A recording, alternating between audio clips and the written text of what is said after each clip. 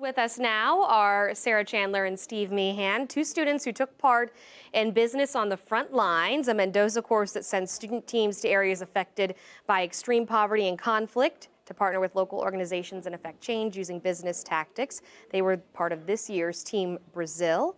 Welcome to the show. Thanks for being here. Thank you. Sarah, you're up first. Tell us a little bit about Business on the Frontlines and what the course is all about. Yeah, so Business on the Frontlines is a class that's offered to MBA students in their last semester. It's a semester-long course where we take a look at how businesses can affect the different socioeconomic factors in a society, specifically looking at societies that are affected by deep poverty and conflict. And you both were on this year's Team Brazil. Steve, where did you travel? What was your project? Sure. So we traveled originally into Manaus and did some work there looking at buyers of a product called farinha, which is basically a flour made from cassava roots. We looked at buyers, we looked at the logistics of delivering there, and then we took a second flight deeper into the rainforest to a town called Tefé. And then every day we'd take a 60 to 90-minute boat ride to these remote communities and talk to them about their experience of making the product.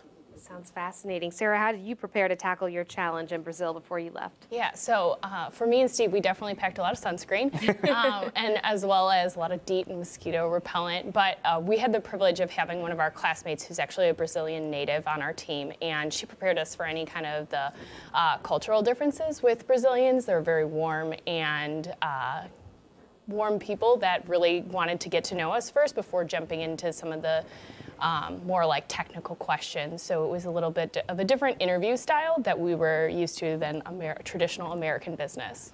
And once you got to Brazil, how did the project differ from your expectations? Did anything go not according to plan? Yeah, I mean, you travel in the rainforest, nothing seems to go according to plan. It rains, it's hot, it's humid, there's bugs. But I think on the project side, the biggest thing was we were business students who thought we could come in and maybe do some automation or standardize the process. When we arrived, we found out that every community we visited did something a little bit different and was really proud that they did something a little bit different. So we kind of had to pivot and look at other ways that we could help the communities make a little bit more income out of the product.